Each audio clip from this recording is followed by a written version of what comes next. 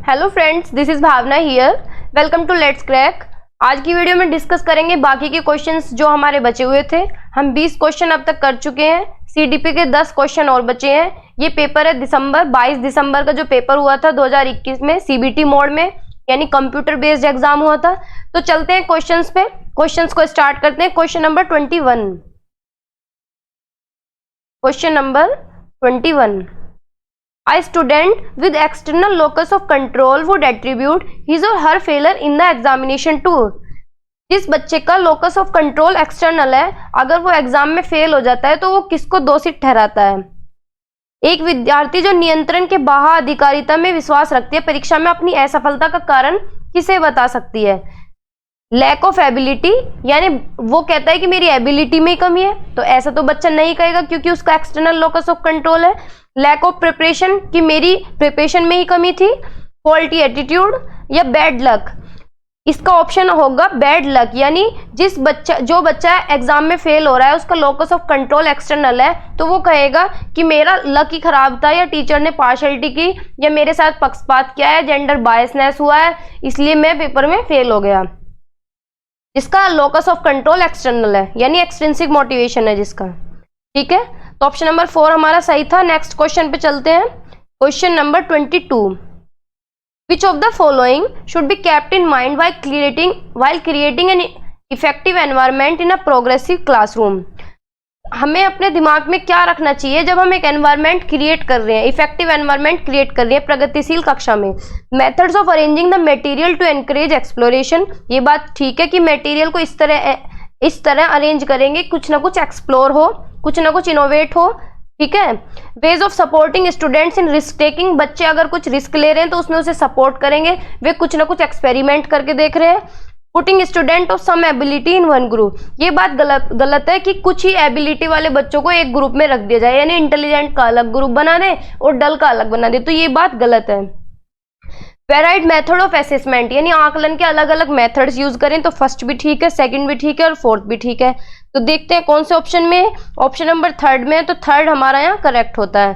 ठीक है, थर्ड हमारा यहाँ करेक्ट होता है। अन्वेषण को प्रोत्साहित करने के लिए सामग्री को व्यवस्थित करने की विधि, जोखिम लेने में विद्यार्थियों की सहायता करने के तरीके, आकलन की भिन्न भिन्न विधियां, और ये हमारा गलत है। यहाँ पे एक समान समते वाले विद्यार्थी को एक समूह में रखना, यानी कैटेगरी में डिवाइड करते हैं कि इंटेलिजेंट इधर और डल इधर, तो ये पार्शियलिटी होगी, ये पक्षपात है, ये गलत बात है। ठीक है, तो फर्स्ट सेकंड फोर्थ हमारा यहाँ सही है, ये ऑप्शन नंबर 3 करेक्ट है। नेक्स्ट क्वेश्चन पे चलते हैं। Question number 23। Which of the following is a cooperative learning strategy, इनमें से कौन सी कोऑपरेटिव लर्निंग की स्ट्रेटेजी है? शेपिंग, यानी शेप देना, सीरिएशन यानी ग्रुप में लगाना, या सोशल आइसोलेशन अलगाव करना समाज से, या रेसिप्रोकल क्वेश्चनिंग। कोऑपरेटिव लर्निंग यानी कोऑपरेट करके बच्चे पढ़ते हैं, इसके अंदर हमारी रेसिप्रोकल क्वेश्चनिंग आएगी, यानी बच्चा क्वेश्चन पुट आउट करेगा टीचर से, इससे बच्चे की डाइवर्जेंट थिंकिंग इंक्रीज होगी। ठीक है, तो ऑप्शन नंबर 4 हमारा यहाँ सही होगा। पारस्परिक रूप से प्रश्न करना, यानी टीचर से क्वेश्चंस पुट आउट करेगा, तो ये अच्छा मेथड है। नेक्स्ट क्वेश्चन पे चलते हैं। Question number 24। Mohan provides student with containers of different capacities to help them learn the concept of volume. Mohan container provide कर रहा है बच्चों को जिससे उन्हें वॉल्यूम का कंसेप्ट आ जाए। ठीक है। Farah ask student to brainstorm on possibilities of making waste disposal a mechanical task so that people do not have to these manual tasks। और फरा कह रही है कि नए नए आइडियाज, ब्रेनस्टॉर्मिंग क्या होते हैं, नए नए आइडियाज लगाओ कि जो वेस्ट मटेरियल है वो खराब ना जाए, उसका कुछ ना कुछ यूज हो जाए। तो ये दोनों क्या कर रहे हैं? Both of the teachers are employing dash in their classroom. क्या कर रहे हैं? बिहेवियरिज्म कर रहे हैं, कंस्ट्रक्टिविज्म कर रहे हैं, डायरेक्ट इंस्ट्रक्शन कर रहे हैं, या ऑपरेंट कंडीशनिंग कर रहे हैं। तो बेसिक सी बात है, ये कुछ ना कुछ निर्माण कर रहे हैं, कुछ ना कुछ क्रिएट कर रहे हैं। ठीक है, तो ये कंस्ट्रक्टिविज्म हुआ।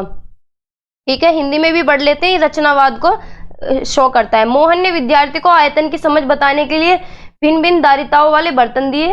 फराह ने अपने विद्यार्थियों को कूड़े को यांत्रिक कार्य बनाने की संभावना पर मानस मंथन करने के लिए कहा।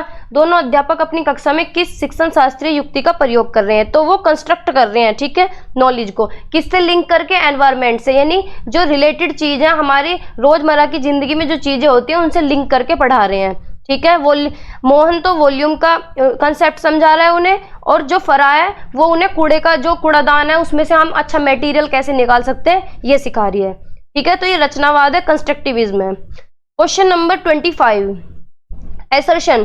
Apart from academic learning, it is important to focus on the socio-emotional needs of the student in an educational setup. Academic learning से अलग हमें बच्चे की socio-emotional needs को भी ध्यान में रखना चाहिए, यानी बच्चे के संवेग को, बच्चे की फीलिंग्स को. रीजन है emotional play a significant role in cognition. ये बात भी सही है कि जो संवेग है, हमारे जो फीलिंग्स है, हमारे मूड्स, टेम्परामेंट्स है, वो हमारे संज्ञान में हमारी बहुत सिग्निफिकेंट रोल प्ले करते हैं. कॉग्निशन क्या होता है? हमारे thinking, perception, imagination, problem solving, discussion, हमारे जो ब्रेन से रिलेटेड जितने भी वर्क है उसमें हमारे इमोशंस बहुत हमारी मदद करते हैं और बहुत ही इंपॉर्टेंट रोल प्ले करते हैं. अब अगर हमारा मूड खराब है तो वो सीधा सीधा हमारे ब्रेन को इफेक्ट करता है, या हमारा मूड अच्छा है तो हम अच्छे से काम कर सकते हैं, अच्छे से पढ़ाई कर सकते हैं, वो हमारे ब्रेन को इफेक्ट करते हैं. तो इमोशन क्या है? बहुत सिग्निफिकेंट रोल प्ले करते हैं कॉग्निशन में. तो दोनों ही ऑप्शन ठीक है, both A and R true. R is the correct explanation of A. तो फर्स्ट ऑप्शन हमारा यहाँ सही होता है. ठीक है, क्वेश्चन नंबर 26 पे चलते हैं. Understanding errors made by children in academic work. जो बच्चे एरर्स करते हैं, गलतियां करते हैं, वो क्या दर्शाते हैं? हमारे एकेडमिक वर्क में बच्चे एकेडमिक वर्क में जो मिस्टेक्स करते हैं वो क्या शो करते हैं? Is relevant merely in assessing students intellectual abilities, यानी बच्चे के बौद्धिक विकास में कमी है, बच्चा कमजोर है, या बच्चे में दिक्कत है, बच्चे में खराबी है, उसके इंटेलेक्चुअल एबिलिटीज अच्छी नहीं है. इज रेलिवेंट ओनली टू जज टीचर्स एफिशिएंसी इन टीचिंग. अगर बच्चा गलती कर रहा है तो टीचर की एफिशिएंसी में कमी है. Is relevant to understanding teaching as well as learning process. Is not relevant to any domain related to teaching or learning. तो ये सारी चीजें गलत है. ऑप्शन नंबर 3 हमारा यहाँ सही होता है. शिक्षण के साथ साथ सीखने की प्रक्रिया को समझने के लिए प्रसंगी है, यानी एरर्स जो है हमारे सीखने का काम करते हैं. एरर्स हमारे विंडो की तरह काम करते हैं. अगर बच्चे एरर्स नहीं करेंगे तो बच्चे आगे कैसे बढ़ेंगे? गलती करते हैं और फिर उसको ठीक करते हैं, इंप्रूव करते हैं और आगे बढ़ते हैं. तो ऑप्शन नंबर 3 हमारा यहाँ सही है. ठीक है, आगे चलते हैं. Question number 27, critical thinking involve. Critical thinking क्या क्या इन्वॉल्व करती है? क्रिटिकल थिंकिंग होता है बच्चा अलग अलग एस्पेक्ट्स में सोचे, एनालाइज करे, कुछ रिफ्लेक्ट करे, प्रॉब्लम सॉल्विंग करे, डिस्कशन करे, कुछ इनोवेट करे, साइंटिफिक थिंकिंग करे. ठीक है, तो क्रिटिकल थिंकिंग क्या? मेटाकॉग्निशन. मेटाकॉग्निशन होता है thinking about thinking, thinking about thinking, thinking about thinking, यानी थिंकिंग अबाउट वन सेल्फ. ठीक है, मेटाकॉग्निशन होता है learning to learn, learning to learn. ठीक है, एनालिसिस करे, रिफ्लेक्शन करे, तो तीनों ही चीजें इन्वॉल्व होती हैं क्रिटिकल थिंकिंग के अंदर. तीनों ऑप्शन हमारे फर्स्ट ऑप्शन में है, फर्स्ट ऑप्शन हमारा सही होता है.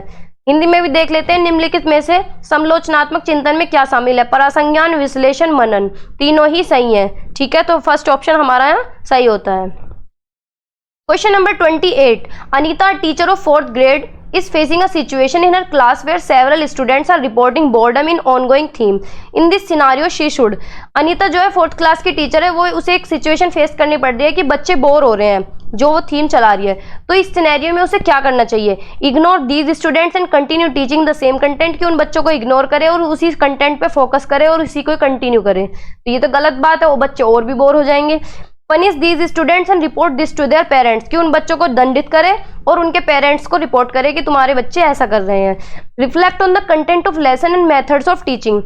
Assume that these students are not capable. ये भी गलत है कि ये बच्चे कैपेबल नहीं है सीखने के. तो ऑप्शन नंबर 3 हमारा ये सही है कि थोड़ा लेसन को इंटरेस्टिंग बनाए, मेथड्स को चेंज करे, टीचिंग के मेथड्स को चेंज करे, अपने कंटेंट में कुछ और दर्शाए, कुछ इनोवेट करे, कुछ अलग अलग तरीके अपनाए जिससे बच्चे बोर ना हो.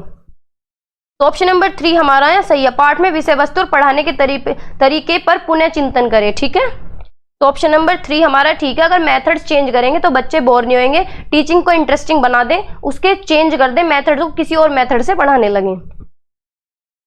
Question number 29, what should a teacher tell a student to encourage them to be intrinsically motivated for task. Intrinsically motivated क्या होता है? जिसका लोकस ऑफ कंट्रोल इंटरनल होता है, लोकस ऑफ कंट्रोल अंदर होता है, लोकस ऑफ कंट्रोल इंटरनल होता है, यानी अंदर से प्रेरित होता है, उसे किसी रिवार्ड की जरूरत नहीं होती. ठीक है, तो student who finishes first will get 5 star. जो बच्चा पहले कर लेगा उसे 5 स्टार मिलेंगे. तो ये तो एक्सट्रिंसिक मोटिवेशन हो गया, एक्सट्रिंसिक हो गया, यानी बच्चे को रिवार्ड दिया जा रहा है, भारी भारी प्रेरणा है कि ये अगर तुम ये करोगे तो तुम्हें 5 स्टार मिलेंगे. Let me see who finish first, who is the smartest. देखते हैं कौन पहले फिनिश करता है, कौन स्मार्ट है, तो ये भी एक्सट्रिंसिक हो गया।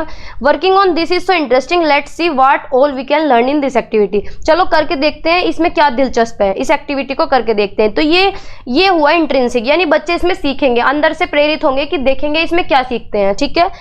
Those who do not finish quickly will not go out and play the game period। तो ये तो बच्चे को डरा रहे हैं कि जो अगर तुमने काम नहीं किया तो तुम्हें गेम पीरियड में नहीं जाने दिया जाएगा।